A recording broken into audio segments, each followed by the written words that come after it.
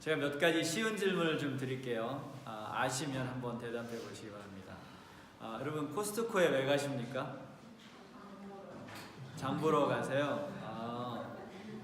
또 거기에 다른 이유로 갈 수도 있나요? 어떤 이유로 가나요? 사진 출력하러 재미로 가시는 분들도 계세요? 그러면 여러분 미용실은 왜 가십니까? 머리 자르러 가시고. 그러면 식당엔 왜 가세요? 밥 먹으러. 너무나 쉬운 질문을 드리니까 재미가 없죠. 그럼 제가 이번엔 좀 어려운 질문을 드릴게요. 여러분 교회는 왜 오시나요? 예배 드리러. 예수님의 말씀을 듣기 위해서. 너무나 본질적인 질문이지만 우리가 살면서 때때로는 이 본질적인 질문을 하는 것이 삶에 굉장히 유익하다는 것을 알 수 있습니다. 그렇죠? 우리가 매일매일 살잖아요. 이제 내가 왜 사는가? 여러분 왜 사세요? 죄송합니다. 이런 질문을 드려서 생각해볼 여유가 별로 없죠. 그렇죠? 내가 오늘 하루 왜 살아가고 있는가? 그런 본질적인 질문들을 던지는 것은 나의 정체성을 돌아볼 수 있게 되고 내가 하고 있는 어떤 일에 대한 이유와 목적을 다시 한번 생각하게 되면서 그 일을 더 힘있게 할 수 있는 에너지를 얻을 수 있게 됩니다. 그래서 오늘은 제 설교 제목이 뭐죠? 씨를 뿌리는 이유.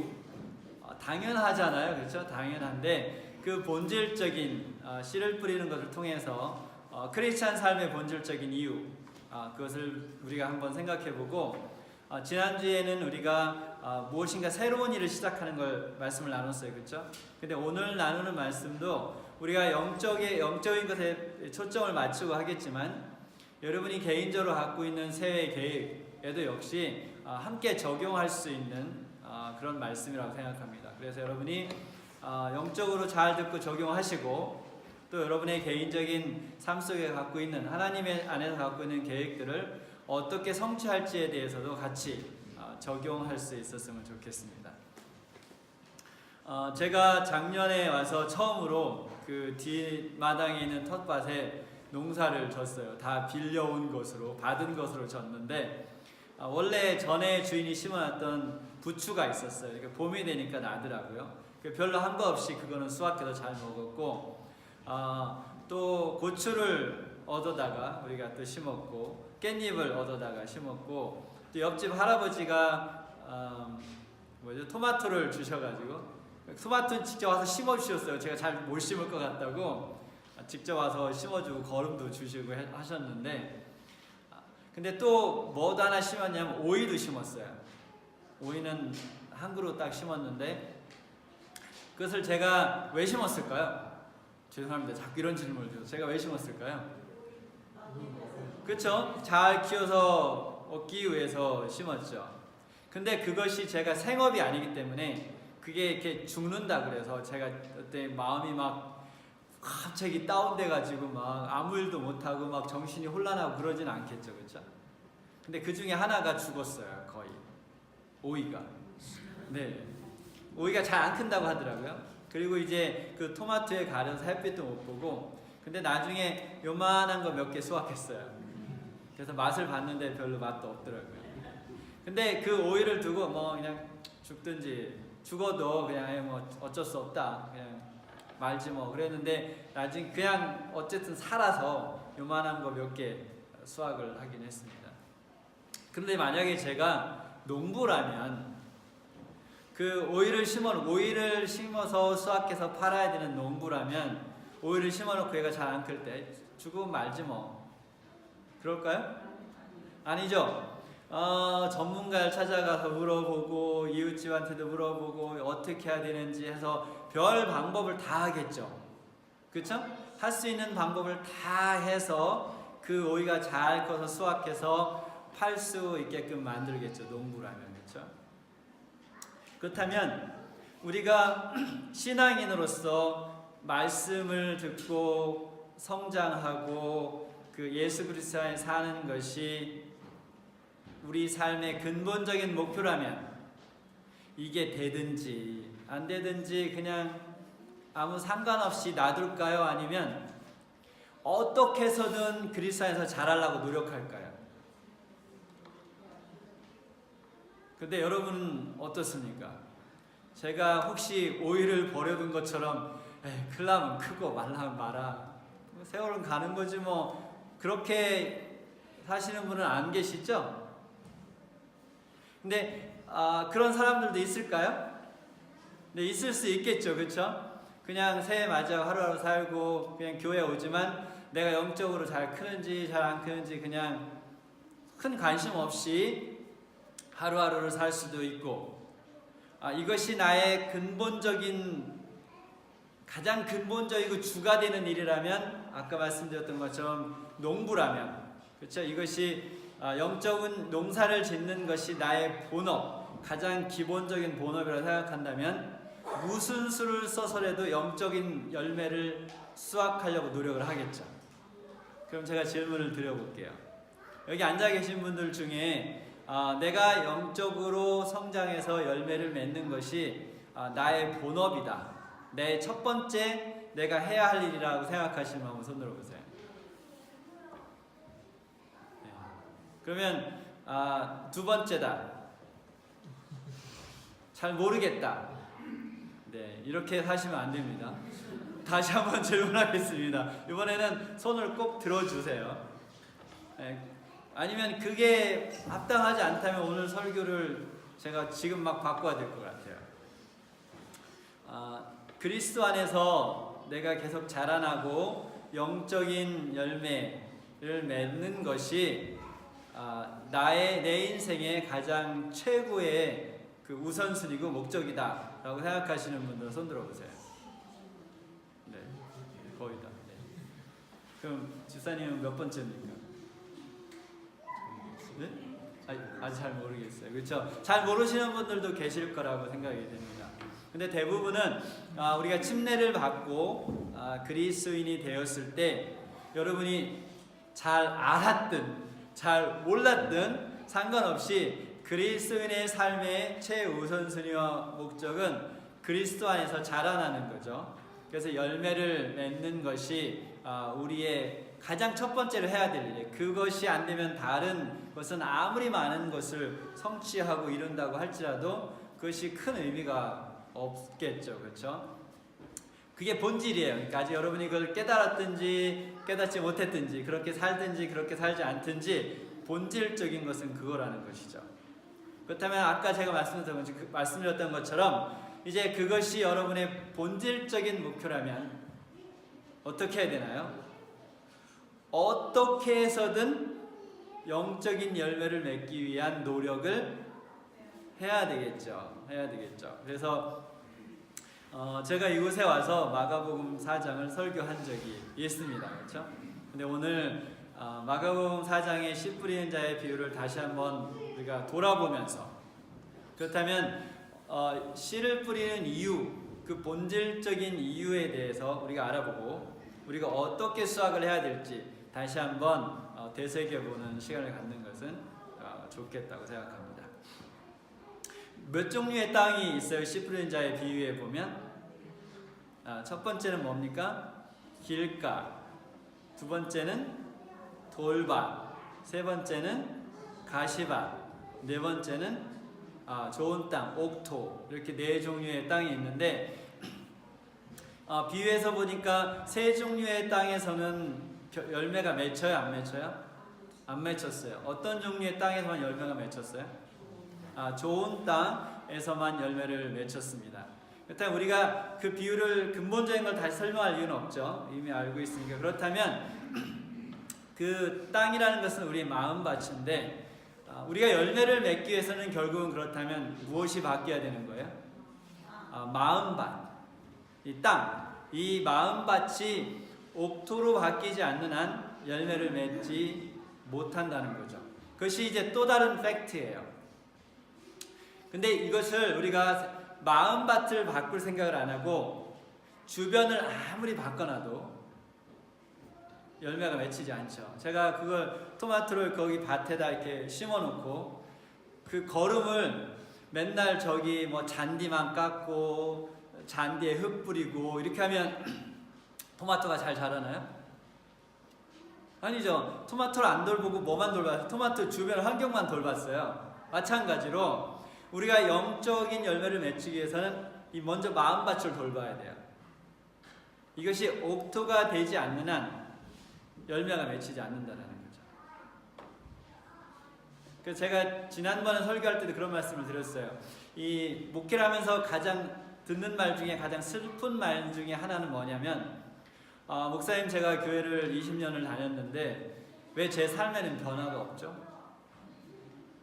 이 말을 들었을 때 제일 가슴이 아파요. 왜 가슴이 아픈가요? 그 말은 뭐냐면 제가 20년 동안 토마토 농사를 했는데 20년 동안 망했어요.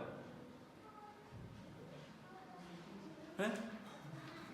토마토 농사를 20년 동안 했는데 20년 동안 수확을 하나도 못했어요. 여러분 누군가 그런 말 하면 뭐라고 생각하시겠어요? 저 사람이 지금 농담하는 건가 진담을 하는 건가 나하고 장난치자는 건가 잘 알 수가 없잖아요. 근데 그게 그 말이에요. 근데 교회를 20년 다녔는데 왜 제 삶에는 변화가 없죠? 그 이유가 뭐냐면 본질적인 것을 터치하지 않기 때문에 그래요. 그 본질적인 게 뭐예요? 마음밭. 그래서 그 마음밭이 아까 말한 길가나 돌밭이나 가시밭이 어떻게 옥토가 돼야 되는지를 살펴보도록 하겠습니다. 빠르게. 이 길가에 뿌려진 씨앗의 문제점은 뭐였냐면 이게 씨가 뿌리를 내리고 있어야 되는데 내려야 자라고 열매를 맺잖아요. 근데 뿌리를 내리기 전에 누가 와서 먹어버려요? 새가 와서 먹어버려요. 자랄 기회가 없죠. 이 새는 사탄이죠. 우리가 하나님의 말씀을 듣고 그것이 내 속에 들어와서 자리를 잡기도 전에 사탄이 우리 마음을 다 빼앗아가 버리는 거죠. 이 길가는 비유한다면 비그리스인에 비유할 수 있어요. 그래서 이 머릿속에 가득한 생각이 세상 것으로 가득 차 있고 이 가치체계, 이 머리의 가치관도 세상적인 가치관으로 되어 있기 때문에 말씀을 들으면 그냥 말 그대로 한쪽 귀로 들어와서 한쪽 귀로 나가는 거예요. 남아있는 게 하나도 없죠. 그래서 여기저기에서 하나님에 대한 이야기를 듣지만 별로 관심도 없고 그냥 스쳐 지나가는 거죠. 근데 여기 계신 분들은 이제 하나님의 말씀 많이 들은 분들이니까 그래서 여기는 그 말 그대로 천지개벽이 필요해요. 그렇죠? 삶이 완전히 뒤집어지는 그런 경험이 필요해요.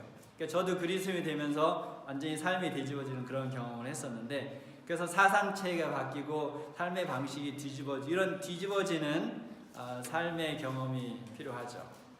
두 번째 밭은 돌밭이었어요. 돌밭의 문제는 뭐냐면 이제 씨가 떨어져서 뿌리를 내리긴 했는데 뭐가 적어요? 흙이 없어서 뿌리가 깊이 내릴 수가 없는 거예요. 그러니까 뭐가 뜨면 해가 짱 뜨면 말라버려서 죽게 되죠. 근데 많은 대부분의 그리스도인들이 이 돌밭을 갖고 있어요. 그래서 돌밭은 뭐가 문제냐면 예수님을 영접하고 침례를 받고 교인이 됐지만 시험이 딱 오면 그냥 바로 넘어지는 거예요. 그래서 이 어떤 세상 것과 내 것을 하나님 것을 선택해야 될 때 바로 하나님 것을 버리고 세상 것을 선택할 수밖에 없는 그런 마음 상태. 이 부류는 뭐가 필요할까요? 이 부류는 성경 공부가 필요합니다. 교회에서 하는 일주일에 한 번씩 하는 교과 공부가 갖고 안 되고 개인적인 성경 공부가 필요해요.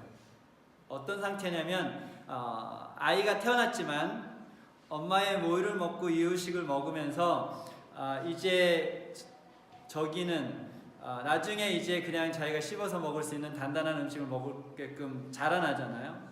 근데 이 돌밭은 태어나기만 하고 자라나질 못한 거예요. 그래서 제가 그 우연히 본 코미디가 있는데 어떤 영국 코미디 같은데 남자가 아들이 이제 여자친구를 데리고 집에 인사시키러 왔어요. 근데 이제 갑자기 엄마가 아들한테 너 배고프니? 네. 그랬더니 그럼 빨리 와서 젖 먹어. 그래서 그 20살을 넘은 아들을 젖을 먹이는 그런 코미디 그런 코미디였어요. 되게 웃기죠, 그렇죠? 그런데 이 돌밭의 그리스도인들이 그 상태라는 거죠. 그렇다면 어쨌든 젖을 먹어야 되는 상태라면 젖을 먹어야 되죠, 그렇죠? 네, 젖을 먹어야 돼요. 그래서 이 돌밭 부류에 속하는 여러분 상태가 이 돌밭이라면 무엇이 필요하냐면 주중에 따로 개인적인 성경 공부가 필요한 상태입니다. 그래서 다시 한번 영적인 음식을 먹으면서 이제 그것이 이유식으로 가고 단단한 음식을 먹을 수 있을 때까지 뭐를 해야 돼요? 자라나야 되는 과정이 필요한 상태죠.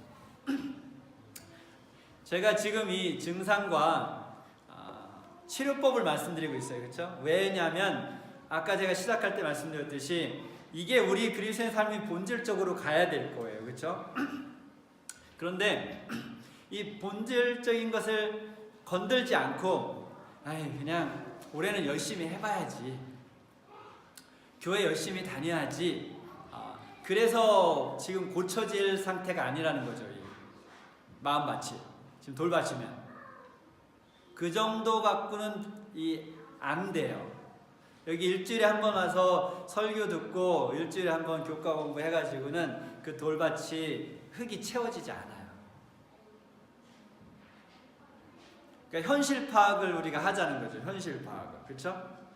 그러면 또 아까 제가 말씀드린 그런 말을 하게밖에 안 돼요. 목사님, 제가 평생 교회를 다녔는데 저는 변화를 경험을 못했다. 이렇게 되는 거예요. 파악됐죠, 그렇죠?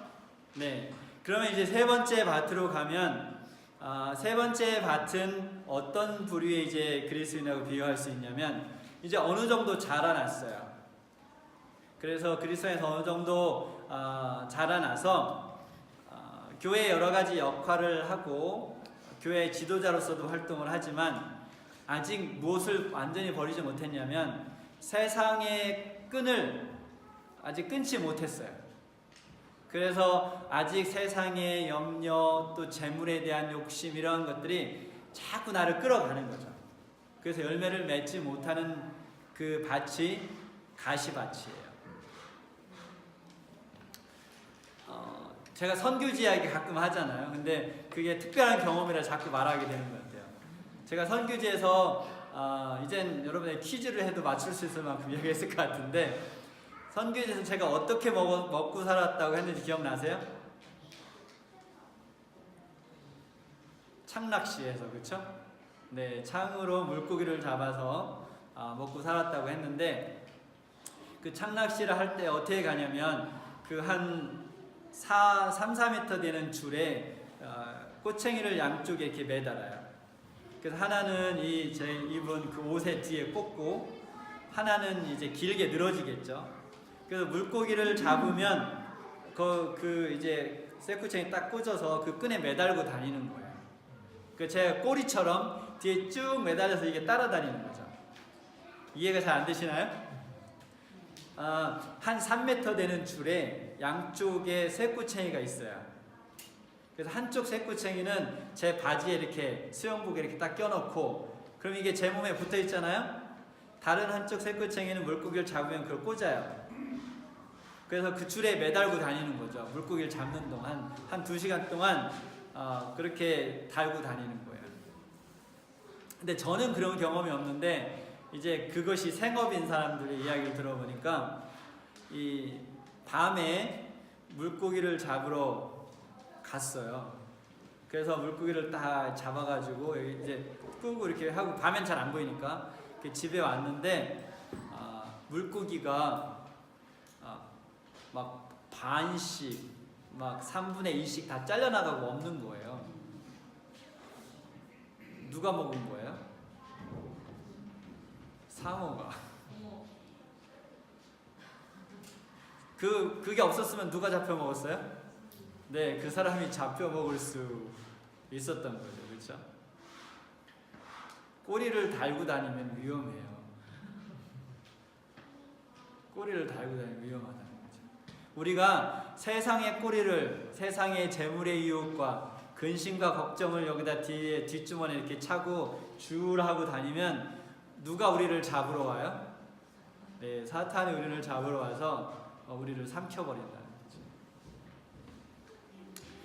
다른 밭처럼 그리스도 안에서 어느 정도 자라났지만 여전히 이 밭에도 열매가 맺히질 않아요. 곡식을 심었는데 잡초가 되는 거예요. 토마토를 심었는데 토마토가 열매를 맺어야 되잖아요. 근데 토마토가 열매를 못 맺으면 뭐가 되는 거예요? 잡초가 되는 거예요. 잡초가 그냥 쓸모없는 풀이 되는 거죠. 그러니까 우리가 세상의 염려와 재물의 유혹을 버리지 못하면 잡초가 되는 거예요. 열매를 맺지 못하고. 그렇다면 처방전이 있어야 되겠잖아요. 그렇죠? 이 처방전이 뭡니까? 가시덤불을 걷어내야 되는데 가시덤불을 걷어내려고 하다 보면 제가 이렇게 한 20년 정도 이제 목회하면서 보니까 안 걷어지더라고요. 그래서 다른 방법이 있어요. 처방전이. 세상의 염려를 내가 끊으려고 하면 내가 끊을 힘이 있어요? 없어요? 없어요. 재물의 유혹을 끊을 힘이 제가 있어요? 없어요? 없어요. 세상 근심을 털어버릴 힘이 나한테 있어요? 없어요? 없어요. 그 힘, 좀 아까 말씀드린 그 힘이 누구한테 있어요? 하나님한테 있어요. 그러려면 하나님한테 그 힘을 얻으려면 어떻게 해야 되나요? 네, 여러분이 매일 집에서 말씀을 묵상하고 실천하고 기도하는 그러한 삶의 습관을 갖고 있지 않다면 여러분은 아까 말씀드린 세상의 염려와 재물의 유혹을 이길 힘을 얻을 수가 없어요. 그런데 이건 하지 않고 어떻게 하면 이것을 버릴까 고민하잖아요. 머리만 더 아파요. 차라리 고민하지 마세요. 머리만 더 아파요. 근심 걱정만 되고 우리 안에 암세포만 늘어나요.